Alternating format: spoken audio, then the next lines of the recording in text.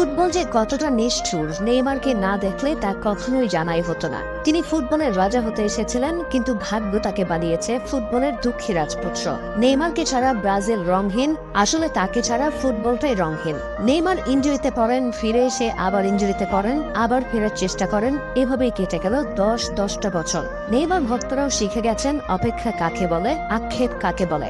Injury মুক্ত Neymar প্রতিপক্ষকে কি করতে পারেন তা সবারই জানা, কিন্তু প্রমাণের সুযোগই তো পান না। 2014 সাল ব্রাজিলের ঘরের মাঠে বিশ্বকাপ, হেক্সাজয়ের স্বপ্নে বিভোর ব্রাজিলের ভক্ত সমর্থকেরা। তাদের স্বপ্নের সারথি নেইমার, সব ঠিকঠাকই যাচ্ছিল। কোয়ার্টার ফাইনালে কলম্বিয়ার মুখোমুখি হয় ব্রাজিল। ম্যাচ জিতে সেমিফাইনাল নিশ্চিত করে সেলেসাওরা। তবে অন্ধকার অনিশ্চয়তায় চলে যায় তাদের যুবরাজ নেইমারের ভবিষ্যৎ। ম্যাচ জয়ে সেদিন আনন্দ উল্লাস হয়নি, বরং বিষাদের বর্ষণে ভিজেছিল সমর্থকেরা।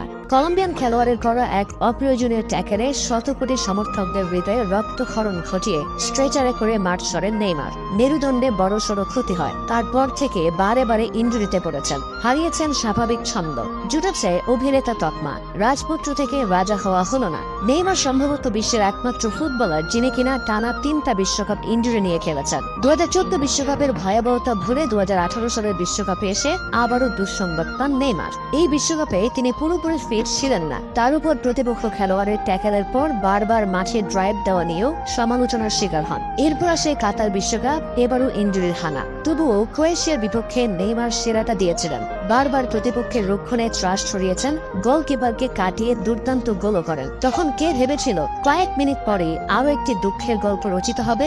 মেসি রোনালদোর মতো নেইমারও বড় বড় শিরোপা জিতেছেন। ব্রাজিলের জন্য মরীচিকা হয়ে থাকা অলিম্পিক ফুটবলের সোনাও ভরা দিয়েছে নেইমারের সৌজন্যে। তবে সেসব এখন সোনালি অতীত। ব্রাজিলের হয়ে নেইমার বেশ সাড়া ফেলেই অভিষিক্ত হয়েছিলেন।